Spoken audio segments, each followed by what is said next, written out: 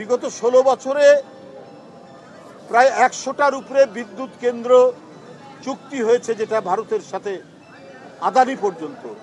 এই জাতির জন্য এক অবিস্মরণীয় অবদান তৈরি করেছেন মোহাম্মদ সাগররা।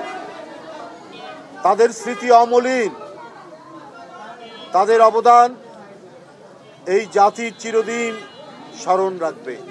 আমরা যদি তাদেরকে স্মরণ না রাখি, তাহলে আমাদের স্বাধীনতা, আমাদের সার্বভৌমত্ব, আমাদের গণতন্ত্র, আমরা স্বাধীনভাবে বসবাস করার যে গ্যারান্টি, সেই গ্যারান্টিটা দুর্বল হয়ে যাবে। এই যে শ্রমজীবী মানুষের সন্তান মোহাম্মদ সাগর, বাবা রিক্সা চালায়, সাগরও রিক্সা চালাবে। অথচ দেখুন, জনতার কাতারে সামিল হয়ে নিজের জীবন দিয়ে আজকে দেশকে মুক্ত করে গেছে। দেশের উপরে যে আধিপত্যবাদের কালো থাবা ছিল, সেই কালো থাবা ভেঙে গোটা জাতিকে তারা মুক্তি দিয়ে গেছে। আমরা সাগরদের কথা চিৎকার করে বললেও তাদের যে অবদান, তাদের যে ঋণ এই জাতির প্রতি, এই ঋণ আমরা পরিশোধ করতে পারবো না। বন্ধুরা, আজকে সাগররা জীবন দিয়েছে বলেই আমরা যারা কারাগারে ছিল, তারা কারাগার থেকে মুক্ত হতে পেরেছে। অনেক মিথ্যা মামলা দিয়ে বিএনপির এবং অন্যান্য সমমনা রাজনৈতিক দলের নেতাকর্মীরা কারাগারে ছিলেন, পালিয়েছিলেন। তাদের নামে হাজার হাজার মিথ্যা মামলা আজকে বিগত 16 বছর ধরে এই নরপিশাচ আওয়ামী লীগ এবং তার সরকার প্রধান শেখ হাসিনা দিয়ে গেছে।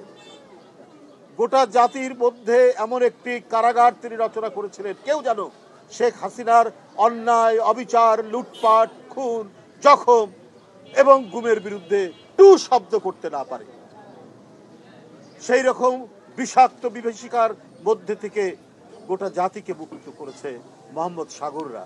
আজকে আমরা একটু নিঃশ্বাস নিতে পারি, আমরা একটু নির্ভয়ে কথা বলতে পারি।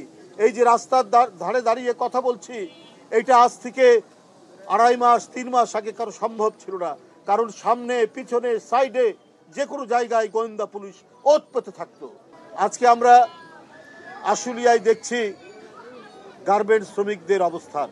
তাদের ন্যায্য দাবি যেটা, সেই ন্যায্য দাবির পূরণের ব্যাপারে আমাদের কোনো দ্বিমত নেই। কিন্তু কেবল একটি রাজনৈতিক সংগ্রামের মধ্যে দিয়ে বিজয় হয়েছে। তাদেরকে কে এখন উস্কানি দিচ্ছে? এই অদৃশ্য শক্তি কারা? এদের কালো হাত ভাঙার জন্য আজকে আবারও এই শ্রমজীবী মানুষ, সাগরের বাবা এবং তাদের মতো শ্রমিক ছাত্র জনতাদেরকে আজকে প্রস্তুত থাকতে হবে। গোটা দেশকে অস্থিতিশীল করার জন্য গভীর ষড়যন্ত্রে মেতে উঠেছে।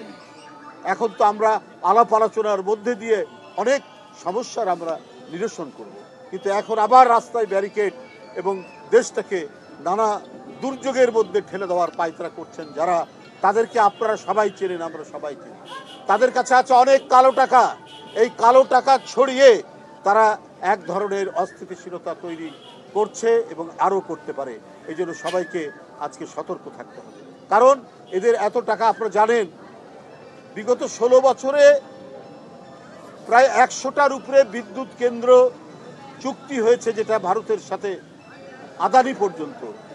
এখানে যে খসড়া চুক্তি, খসড়া যে শর্ত, চুক্তি নয় শর্ত, এটাও তৎকালীন যে ডামি সরকার, সেই সরকার দেখেনি, এসছে সই করে দিয়েছে। কারণ টেবিলের নিচ দিয়ে তো হাজার হাজার কোটি টাকার লেনদেন হয়েছে।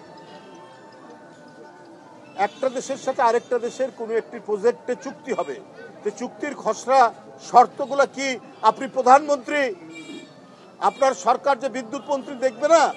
দেখে না। কারণ এখানে তো পার্সেন্টেজের ব্যাপার আছে এবং একটি দেশকে খুশি করার বিষয় আছে। আজকেই সংবাদপত্রে আছে যে কোনো খসড়া শর্ত না দেখেই চুক্তি করেছে।